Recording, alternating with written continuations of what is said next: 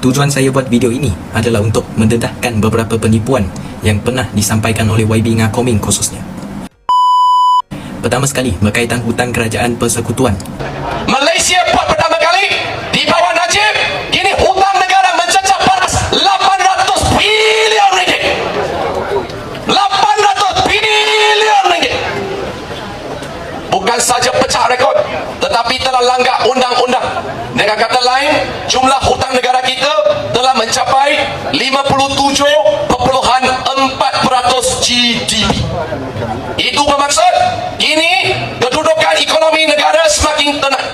Apabila negara melepasi paras ini, ringgit akan terus menjunam lagi. Ngakoming kata hutang negara pada tahun 2016 mencecah 800 bilion ringgit atau bersamaan dengan 57.4% KDNK.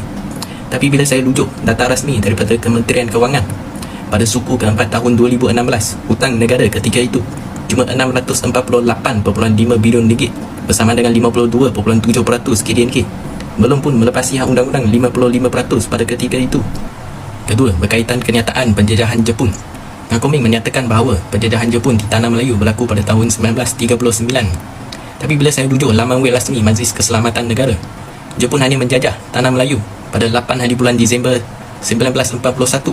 Jadi, penjajahan Jepun pada tahun 1939 itu berlaku di mana sebenarnya? Ketiga, pada 11 hari bulan Jun 2025, Ngakoming mengeluarkan kenyataan mengatakan My Kiosk di kawasan Yongping adalah My Kiosk yang paling mahal di Malaysia dengan harga RM24,000 Malaysia.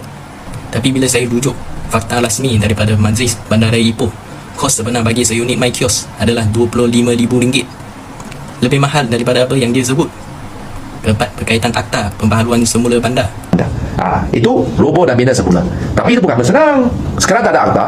Kerajaan dulu, macam Razak mention, orang tak setuju, dia terus lampas. Itu dia tak marah. Puji pula. 33 rumah dekat sana tu dulu tak setuju. Itu dululah. Kerajaan dulu terus ambil lah akta pengambilan tanah. Terus bayar, rampas. Sekarang dia kerajaan, kami tak mahu mengulangi kesilapan dulu. Akta ini untuk mempertahankan pemilik asal rakyat. I'm here to protect you. I'm here to help you. Dia kata ada 33 rumah tidak bersetuju dengan pembangunan semula perumahan Razak Pension. Tapi bila saya rujuk kenyataan media Kementerian Wilayah Persekutuan tahun 2017, jelas menyatakan cadangan pembangunan semula itu dipersetujui sebulat suara oleh penduduk tanpa sebarang bantahan. Ngakoming tahu ke apa maksud sebulat suara? Kalau tahu, dari mana datangnya 33 rumah itu?